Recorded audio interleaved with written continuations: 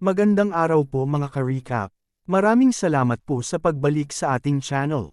Ngayon naman po ay ating ipagpatuloy ang kwento ni Hunter Baphomet. Nalaman na ni Baphomet ang dahilan kung bakit nagawa ni Manager No ang lahat ng krimen, at para naman kay Manager No, mas pipiliin niyang mamatay bilang isang hunter na kinakalaban ng isang demonic beast. Naaalala pa ni Manager No ang mga unang araw niya dito sa colony. Ang pagsugpo niya sa mga ligaw na demonic beast at ang ganda ng kalangitan tuwing gabi sa lugar na ito. Napakaganda pa rin daw ng kalangitan dito sa colony kahit nasa loob na sila ng domain ni Baphomet.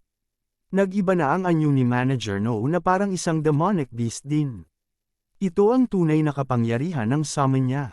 Lumabas din ang mga tila ugat na monster na parang may mga ngipin. Bigla siyang inatake ni Baphomet gamit ang kanyang kadena. Sinabi ni Baphomet na mukhang masyadong nagiging emosyonal si Manager No. Winasak ni Baphomet ang monster ni Manager No gamit ang bagong anyong espada ng ego weapon. Pero hindi pa dito nagtatapos. Isa lang ang sa isip ni Hunter Baphomet. At ito ay tapusin si Manager No. Nagpakawala si Baphomet ng isang napakalakas na atake sa hybrid na Manager No. Pero biglang lumabas ulit ang mga ugat na monster at sinubukang pigilan ang atake ni Baphomet. Mukhang napigilan nga niya ito at nagkaroon ng isang malakas na pagsabog. Sinugod siya ni Baphomet pero nakamabilis itong nakapunta sa likod niya. Biglang nagsalita si Manager No at sinabi na tama daw si Baphomet, naging emosyonal nga siya. Ito rin ang sinabi ng kanyang kapatid na si Agatha kaya hindi daw siya angkop maging isang hunter.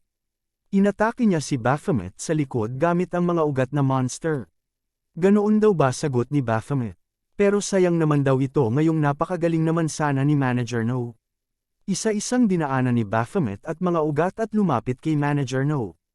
Sinubukang niyang atakihin ulit pero nasampal siya ni Manager No sa mukha. Pero sa hindi inaasahan, naputol ni Baphomet ang isang sungay ni Manager No. At hindi pa siya tapos sa kanyang atake. Nagbagong anyo na naman ang kanyang ego weapon sa dalawang punyal. Mabilis na inatake niya si Manager No gamit ang mga punyal. Napakalakas na shockwave ang lumabas pero nasangga ito ni Manager No kahit nagkasugat siya. Pero hindi pa kontento si Baphomet dito. Patuloy at walang tigil niyang inaatake si Manager No. Totoong nasasangga na nito ang mga atake ni Baphomet pero unti-unting nararamdaman na niya ang pinsala sa katawan. Mula sa mga braso niya, hanggang sa dibdib niya, unti-unti nang nanghihina si Manager No. Napinsala na rin pati mga binti at paa niya. Buong lakas din na sinipa ni Baphomet si Manager No kaya tumilapon ito at bumagsak sa lupa. Hindi pa rin sumusuko si Manager No kahit alam niyang dehado na siya. Napangiti lang si Baphomet at patuloy na sumugod. Biglang may ginamit na kakaibang kapangyarihan si Manager No na muntik nang matamaan si Baphomet sa kanyang kanang mata. Mabilis niyang naiwasan ito at agad gumanti. Pero kakaiba ang monster na ito dahil may lumabas na kamay at may hawak-hawak rin na sandata. Lumabas din sa mga ugat na ito ang mga monster pero walang hirap lang itong nahahati ni Hunter Baphomet. May umatake rin sa likuran niya pero agad niya itong napigilan at ibinalik sa nagtapo nito. Sa lahat na direksyon umaatake ang mga monsters pero walang pagod din na iniisa-isa ito ni Baphomet. Walang masabi si Manager No sa kanyang nakikita. Pero hindi pa rin tapos ang lahat. Biglang inilabas ni Manager No ang isa pa niyang monster galing sa itaas ni Baphomet. Agad itong naramdaman ni Baphomet pero hindi siya nasindak at sinuntok niya pa nga ito. Hindi pa siya nakontento at sinundan pa ng sunod-sunod na atake. Muntik nang mabagsakan si Manager No kaya umiwas siya. Pero hindi niya inaasahan na nasa likod na niya si Baphomet. Mabilis siyang nakalingon at napigilan ito ngunit sa kasamaang palad ay naputol na ang kanang kamay niya. Pero biglang may tumubong kakaibang galame sa mga kamay nito at patuloy na inatake si Baphomet. Hindi pa rin napapagod si Baphomet sa pag-atake at balak ng tapusin ang laban. Habang si Manager No naman ay handang ubusin ang kanyang natitirang lakas. At sa isang iglap, sa mabilis na atake ni Baphomet, ay naputol ang dalawang braso ni Manager No. Sinabi ni Manager No na simula pa lang alam niyang hindi siya mananalo laban kay Baphomet. Sinabi naman ni Baphomet na tapusin na nila ito, biglang umilo ang buong katawan ni Manager No. Bigla namang lumabas ang pakpak ni Baphomet at kanyang magic circle. Isang napakalakas na pagsabog ang nangyari na kitang-kita sa buong colony. Nagbago din ang itsura ni Baphomet. Si Manager naman ay binalot ang buong katawan sa parang panggang kahoy na monster. Biglang bumuelo si Baphomet at agad na sinugod ang monster sa harapan. Si Song-on at Echidna naman ay tagumpay na nahuli si Agatha pero nakaramdam siya ng napakalakas na enerhiya sa labas. Ito ay hindi na laban ng mga ordinaryan hunter lang. Ito ay laban ng mga pinakamalalakas na mga hunter. Kahit si Valkyrie ay naramdaman din ito. Dumating na nga ang panahon. Napasok na ni Baphomet ang loob ng pinagtataguan ni Manager No. Huling alaala ni Manager No ang kalangitan ng colony kung saan niya ginugol ang buhay niya bilang hunter. May ngiti sa mga mata niya kahit alam niyang katapusan na niya. Tinapos na nga ni Baphomet ang buhay niya.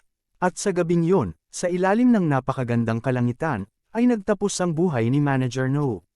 Sumunod na araw ay isa-isang ininterrogate ang mga nakaligtas at na-involve sa insidente sa colony. Kasama na si Cha Min-woo, si Hunter Griffin. Si Guildmaster Echidna ay kasama din at tinatanong siya kung paano niya napasok ang colony kahit wala siyang otorisasyon. Sinabi niya lang na katulad sa kanyang report, kung paano sila nakatakas, doon din siya dumaan. Si Hunter Valkyrie naman ay parang lutang habang kinakausap. At kahit si Team Manager Ma Song-on ay hindi nakaligtas. Patuloy niya lang sinasabi na isinulat na niya itong lahat sa report na ipinasa niya. Inaalam ng nagtatanong kung paano natalo si Manager No. Ang tanging may kakayahan lang na matalo si Manager No ay si Team Manager Ma Song-on, Valkyrie, at si Guildmaster Echidna. Pero hindi tugma ang mga kakayahan at estilo ng pakikipaglaban nila sa mga sugat na natamo ni Manager No. Kaya sino daw ang tumalo sa kanya? Patuloy lang na sinasabi ni Song-on na hindi nga niya alam. Paano niya daw maisusulat ang mga bagay na hindi niya alam? Biglang sumigaw ang nagtatanong kay Song-on. Sino daw ang pumatay kay Manager No? Nainis na rin si Song-on, sumigaw na din. Dapat daw ay magkakampi sila dito. Sumusunod lang siya sa utos ng nakakataas. Pinakalma naman siya ni Team Leader Song. Ito lang daw ang standard na proseso. Sinabi ni Song-on na siya naman ang unang tumaas ang boses. Pero paano nga ba nakalabas sila Song-on, Echidna, at ang ibang mga hunter ngayon naka-activate ang barrier sa colony? Ayon kay Echidna, ay dumaan siya sa isang imbornal. Isang imbornal na sobrang luma ay hindi alam ng mga empleyado ng colony ang lugar na ito. At sa hindi rin inaasahan ay ito rin ang lugar na kung saan hindi nasasakop ng barrier. At isa pa, ito rin ang daanan kung saan pinapadala ang mga droga. May isang lalaki doon na naghihintay kay Echidna pero hindi niya inaasahan na hinuli siya ni Song-on. Ano daw ang ibig sabihin nito? Humingi lang ng paumanhin si Echidna at bibisitahin na lang daw siya nito sa presinto. Ang hunter na yon ay siyang nagdadala ng droga kay Hunter Hyper. Ininterrogate na siya at umiiyak siya dahil hindi daw talaga niya alam na droga ang kanyang dinadala. Binabayaran lang daw siya para dalhin ang mga gamit. Ibinalita naman ni Taeyong kay Song-on na nakumpirma na nila ang katauhan ng hunter. Siya daw ay isang D-rank lang. Sa isip ni Song-on ay mukhang tama ang mga sinasabi ng nahuli nila na wala talaga siyang alam. Mukhang mas magulo pa ito kaysa inaasahan niya. Maliban daw sa nakaraan nila, wala na daw ibang ugnayan si Manager No at Hyper. Ngayong sarado na ang kaso ni Manager No, ano naman daw kaya ang nangyayari sa kaso ni Hunter Hyper? At dahil isang A-rank hunter si Hyper ay sigurado siyang hindi ito magbebenta ng droga para sa pera lang. Kung totoo ang sinasabi ni Cha Min-woo na si Hyper ang nagkakalat ng droga sa loob ng colony, ay baka isa lang siyang halimaw na nalunod sa kanyang mga hangarin. Hindi daw ito maganda, kailangan nilang mahanap ang drug ang kinakalat ni Hyper. Pero ang mas nakakabahala ngayon ay ang mga A-rank na naapektuhan ng skill ni Hunter Agatha. Hindi pa rin sila bumabalik sa kanilang katinoan. Bigla namang nasuka si Song-on. Ipinakita sa kanya ng doktor ang dahilan ng sitwasyon ng mga A-rank hunter. Mga parasite sa loob ng mga katawan nila. Sa pamamagitan ng mga parasite ay nakokontrol ni Agatha ang mga hunter. Orihinal na ginagamit ito sa mga demonic beast para kontrolin kaya nakakasuklam daw na ginamit niya ito sa mga tao. Tinanong ni Song-on kung wala daw bang gamot para dito. Ayon sa doktor ay malaking pinsala ang nagawa nito sa mga utak ng hunter. Sa kasalukuyan ay wala silang magagawa kung hindi hayaang gumaling ang mga cells nila ng natural. Mabuti na lang daw ay mga A-rank ang mga ito dahil kung hindi ay namatay na sila. Tinanong ni Minwoo kung bakit hindi sila naapektuhan ni Griffin. Dahil daw kailangan ng matagal na oras bago lumaki ang parasite. Pero para makasigurado sila, kailangan nilang uminom ng laxative ngayong araw para maidumi ito. Dahil daw sa bituka naninirahan ang mga itlog ng parasite ay kailangan nilang mailabas ito. Hindi naman maipinta ang mga mukha ng tatlo. Sinabi ni Song-an sa kanila ni Minwoo at Griffin na kailangan nilang gawin ito dahil ito ang utos ng doktor. Ano daw ang pinagsasabi ni Song-an? Tanong ng doktor. Kailangan niya din na uminom. Ano daw ang ibig sabihin niya? Ayon sa doktor ay nahawakan niya at sinakal si Agatha. Kaya nagkaroon ito ng pisikal na contact sa kanya. Kahit nga daw sila Valkyrie at Ekida ay gumamit na rin. Nagpaalam naman si Ekida sa kanila at umalis na. Umalis na din sila Minwoo at Griffin para uminom ng laxative. Si Song-an naman ay lumapit sa doktor at nagpasalamat.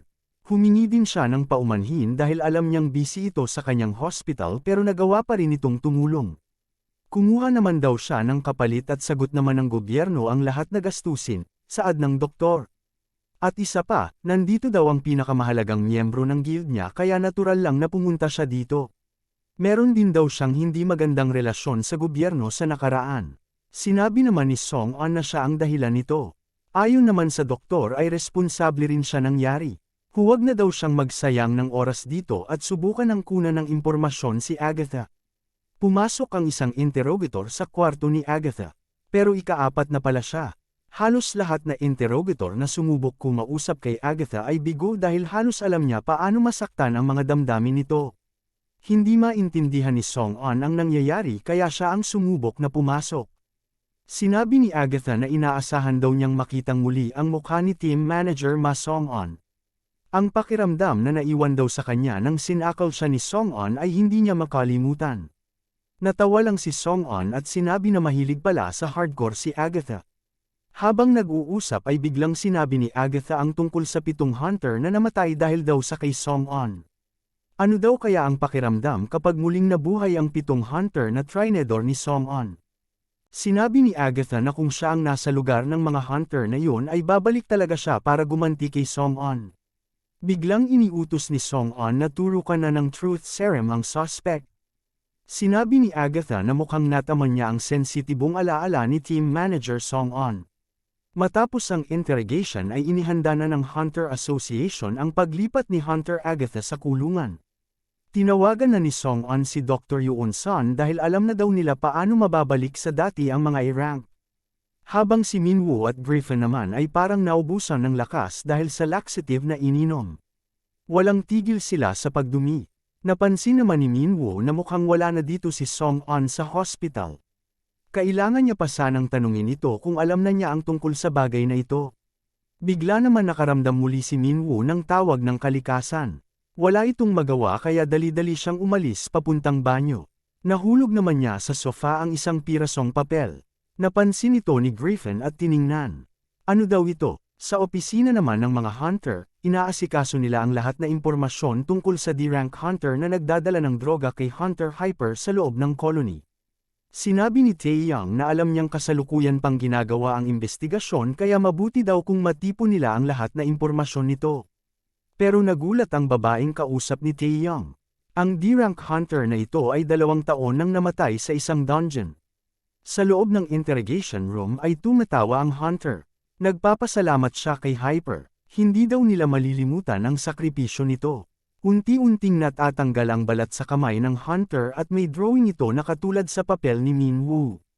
Lahat daw na mahihinang nilalang ay kailangang mamatay. Biglang may malaking pagsabog sa loob ng gusali. Sino kaya ang hunter na yon at paano niya nagawang pasabugin ang loob ng gusali? Alamin po natin yan mga ka-recap sa susunod na mga kabanata. Maraming salamat po sa panunood at sana po ay nagustuhan ninyo. Please like our videos po and also subscribe to our channel. See you soon. Bye!